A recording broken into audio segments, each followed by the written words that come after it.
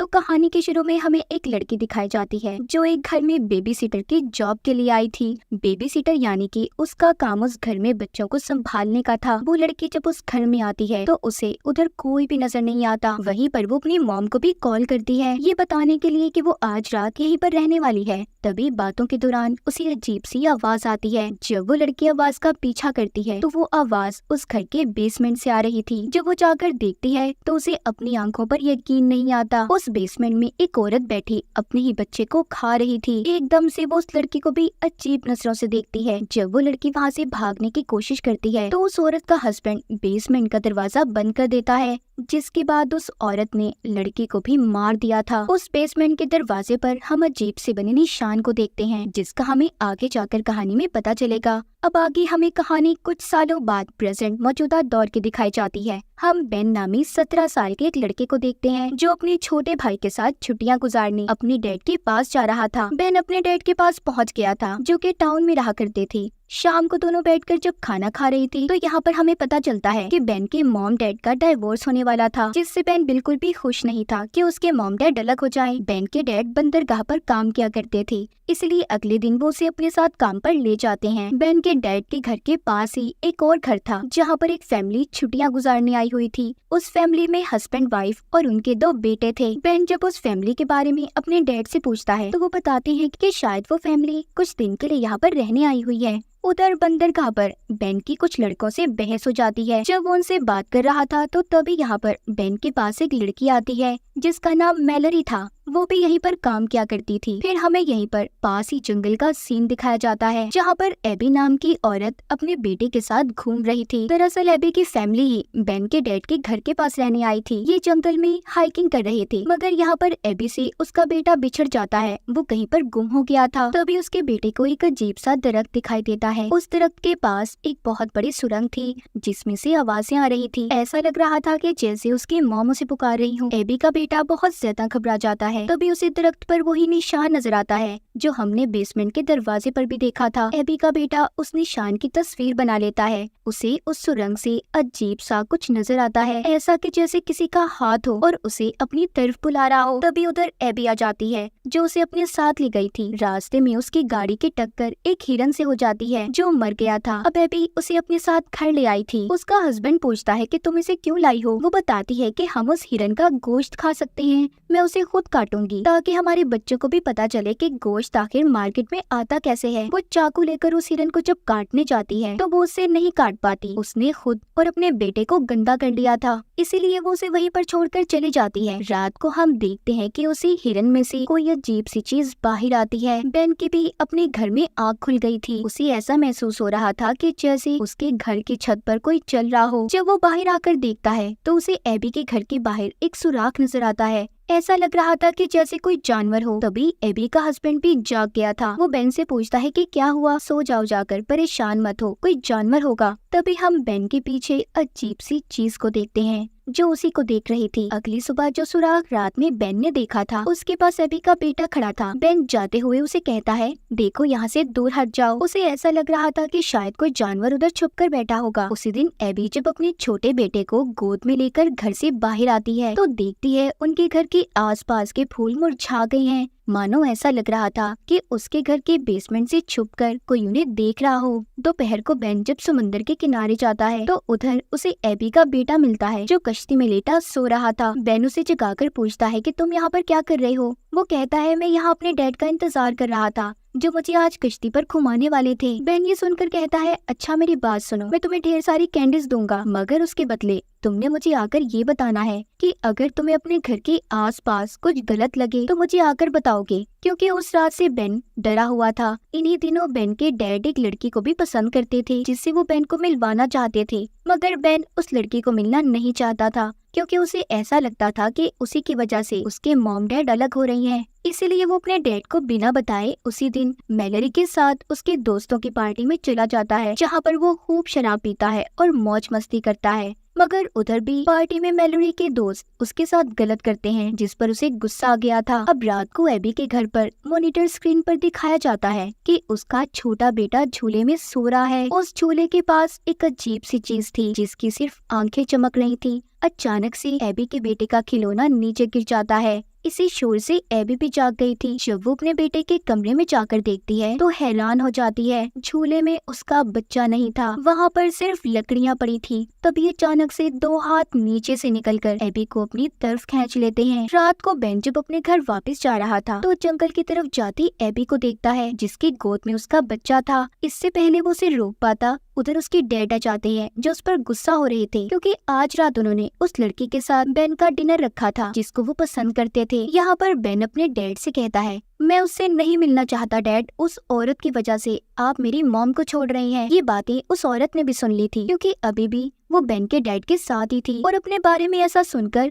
गुस्से में वहाँ से चली जाती है। अगली सुबह एबी को दिखाया जाता है जो कुछ अजीब सी हरकतें कर रही थी, मगर उसके हस्बैंड और बच्चों को उस पर जरा शक नहीं होता। उसके हस्बैंड को आज किसी काम के सिलसिले में घर से बाहर जाना था। एबी का बड़ा बेटा जब उसके कमरे में आता है तो अपनी मॉम को बिना कपड़ों के बहुत ही अजीब हालत में देखता है, जिसे देखकर वो डर गया था। बेन जब रात को अपने घर आता है तो उसके कमरे का दरवाजा खुला हुआ था। उधर ही एबी का बेटा भी था जो डरकर छुप गया था और सहमा हुआ था। वो बेन से कहता है, मुझे अपने घर नहीं जाना और उसे प्लीज अंदर आने मत देना। दरअसल वो एबी यानी कि अपनी मॉम के बारे में बात कर रहा था। इतने में एबी भी बेन के घर पर आ गई थी जो अपने बेटे को लेने आई थी। बेन उससे झूठ बोल देता है कि उसका बेटा यहाँ पर नहीं है। उसे ऐसा लग रहा था कि शायद एबी अपने बेटे को मारती होगी। अब एबी जबरदस्ती बेन के घर आने लगती है क्योंकि वो जानती थी कि उसका बेटा यहीं पर है। तभी उसका हस्बैंड भी उधर आ जाता है। एबी का बेटा जब अपने डैड की आवाज को सुनता है तो वो बाहर आ गया था और अपने डैड से कहता है, चले डैड अपने घर चले। बेन को अब इन पर शक होने लगा था। वो सोचता है कि इनकी फैमिली में कुछ तो गड़बड़ जरूर है,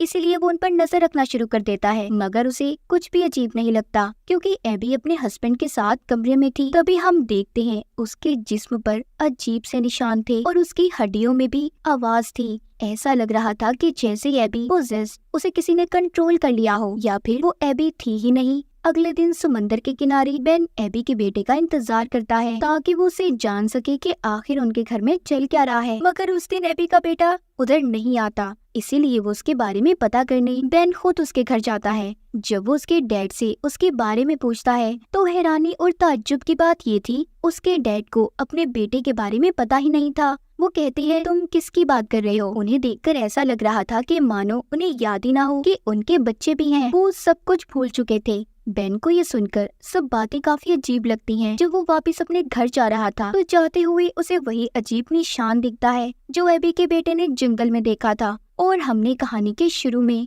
वो उस निशान की तस्वीर बना लेता है और जाकर इंटरनेट पर सर्च करता है। सभी बातों को सामने रखकर उसे एक डीमन के बारे में पता चलता है, एक खौफनाक चुड़ैल जो जंगलों में दरख्तों की जड़ों में रहती है और वो इंसान के जिस्म को कपड़ों की तरह इस्तेमाल करती है, यानी कि वो इंसान के अंदर दाखिल हो सकती है। बाहर से इंसान वो ही नजर आएगा मगर अंदर वो चुड़ैल होगी। उसमें ऐसी ताकतें भी थी कि वो इंसान के दिमाग को कंट्रोल कर लेती थी और बच्चों का खून भी पीती, ऐसे बच्चों का जिनके माँ बाप उन्हें भूल जाते। यानी कि पहले वो चुड़ैल उन बच्चों के माँ बाप को पोजेस्ड अपने कंट्रोल में करती और फिर उनके बच्चों को अपने साथ ले जाती थी। मतलब उस चुड़ैल ने एबी के हस्बैंड के दिमाग को कंट्रोल कर लिया था और एबी मर चुकी थी। असल में जो एबी बनकर घूम रही थी वो एबी नहीं, वो डीमन चुड़ैल थी। उस चुड़ैल ने एबी की स्किन जिल्द पहनी हुई थी और एबी के दोनों बच्चों को खा चुकी थी। खैर ये सारी बातें जानने के बाद बेन काफी हैरान था। वो इस बारे में पुलिस को भी नहीं बता सकता था, आखिर कौन उसकी इन बातों पर यकीन करता। इसीलिए वो अपनी दोस्त मेलोरी को बुलाता है और सारी बातों के बारे में बताता है। कहता है कि हमारे पड़ोसी कुछ अजीब से हैं, उनके दोनों बच्चे गायब हैं मगर उन्हें इस चीज की कोई परवाह ही नहीं। तभी वो एबी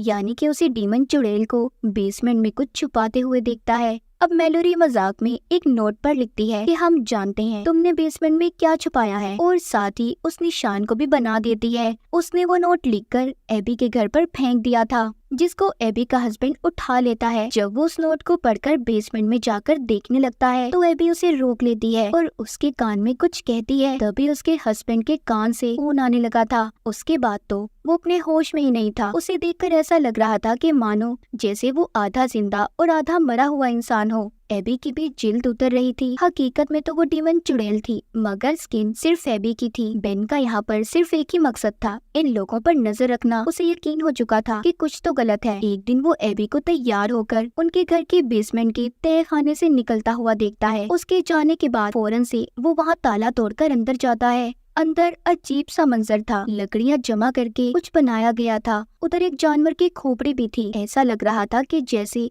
इधर कोई काला जादू किया हो। वहाँ पर उसे कुछ तस्वीरें भी मिलती हैं, जिसमें एबी की फैमिली की भी थी। उनके चेहरों पर क्रॉस के निशान लगाए गए थे। उधर ही मैलोरी और बेन की फैमिली की भी तस्वीरें थी। वो ये देखकर जल्दी से अब मैलोरी को बताने की कोशिश करता है, क्योंकि उस डीमन चुड़ैल का अगला शिकार उसकी फैमिली थी। मैलोरी की फैमिली में उसकी छोटी बहन थी, जिसका वो चुड़ैल अब खून पीना चाहती थी। बेन जल्दी से उसे बचाने जाता है, मगर उसे पहुंचने में देर हो गई थी। डीमन चुड़ैल मैलोरी को अपनी सुरंग में ले गई थी। बेन उसका हाथ भी पकड़ता है, जो मदद के लिए पुकार रही थी। वो उसे बचाने की बहुत कोशिश करता है, मगर जैसे ही वो उसका हाथ पकड़कर बाहर निकालने लगता है, तभी उसका पाँव फिसल गया था, जिस वजह से उसका सर एक पत्थर से लगता है और वो वहीं पर बेहोश हो जाता है। जब बेन को होश आता है तो वो देखता है अब तक शाम हो गई थी। जैसे ही वो घर जाता है तो उधर घर में पुलिस आई हुई थी, जो उसका इंतजार कर रही थी। दरअसल उसके खिलाफ एबी ने रिपोर्ट करवाई थी कि वो उसके घर पर नजर रखता है, मगर ये सारी बातों को उसके डैड ने संभाल लिया था। बेन अपने डैड से कहता है कि डैड मेरा यकीन करें, हमारे साथ में जो लोग रहते हैं उस औरत ने अपने बच्चों के साथ कुछ तो जरूर किया है। मगर उसके डैड उसकी एक बात नहीं सुनते और उल्टा उससे ही झगड़ा करने लगते हैं। आज रात इनके साथ वो औरत भी रहने वाली थी, जिसको बेन के डैड पसंद करते थे, मगर जल्दी बेन को ये बात पता चल जाती है कि वो डीमन चुड़ैल अब उस औरत के अंदर है, क्योंकि वो जिन फूलों के पास खड़ी थी वो मुरझा गए थे। तभी वो डीमन चुड़ैल बेन पर हमला कर देती है। बेन भी चाकू उठाकर उस पर हमला करता है। तभी वहाँ पर बेन के डैड आ गए थे। वो बेन को बहुत डांटते हैं और पुलिस को बुलाकर बेन को उनके हवाले कर देते हैं। बेन अपने डैड को बहुत समझाते कि डैड उस औरत के अंदर डीमन चुड़ैल है, मगर वो उसकी कोई बात नहीं सुनते। पुलिस भी बेन को पकड़कर ले जाती है। रास्ते में पुलिस वाला उसे पुलिस स्टेशन नहीं बल्कि समंदर के किनारे ले गया था। उस पुलिस ऑफिसर की टांग से खून निकल रहा था, यानी कि उस डीमन ने उसे भी अपने कंट्रोल में कर लिया था। वो बेन को पकड़कर समंदर के किनारे ले जाता है और पानी में डुबोकर उसे मारने वाला था, लेकिन तभी वहाँ पर एक डॉग आता है। इस डॉग को अक्सर बेन खाना खिलाया करता था। वो डॉग उसकी मदद करने आया था, मगर पुलिस वाला उसे भी मार देता है।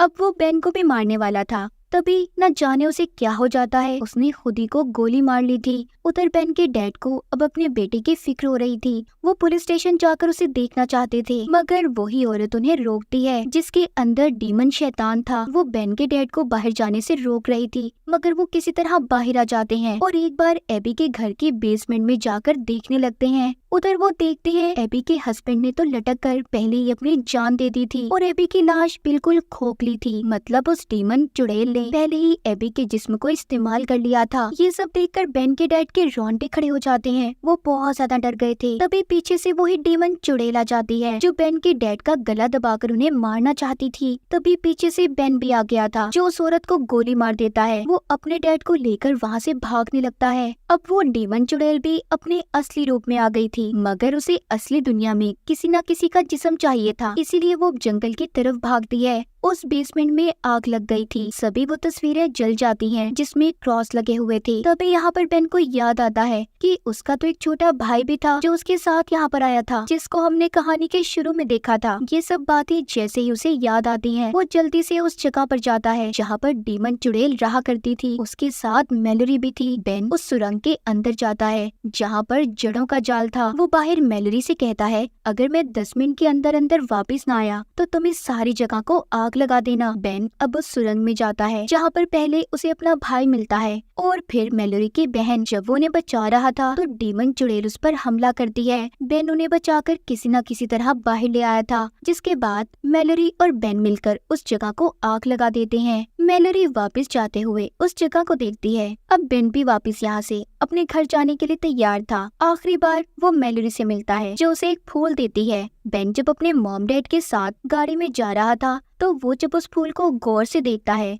तो वो फूल असल नहीं बल्कि नकली था। इसका मतलब अब वो डीमन चुड़ैल मैलोरी के अंदर थी, क्योंकि उसके पास आते ही असल फूल तो मुरझा जाते थे। हम देखते हैं मैलोरी कुछ बच्चों को सैर के लिए कश्ती में ले गई थी। आखिर में हम मैलोरी के चेहरे पर एक खौफनाक हंसी को देखते हैं। क्या वो अब डीमन चुड़ैल मैलोरी के अंदर आकर उन सभी बच्चों को मार देगी? कोई नहीं जानता। और इसी खौफनाक एंडिंग के साथ इस फिल्म की कहानी यहीं पर खत्म हो जाती है।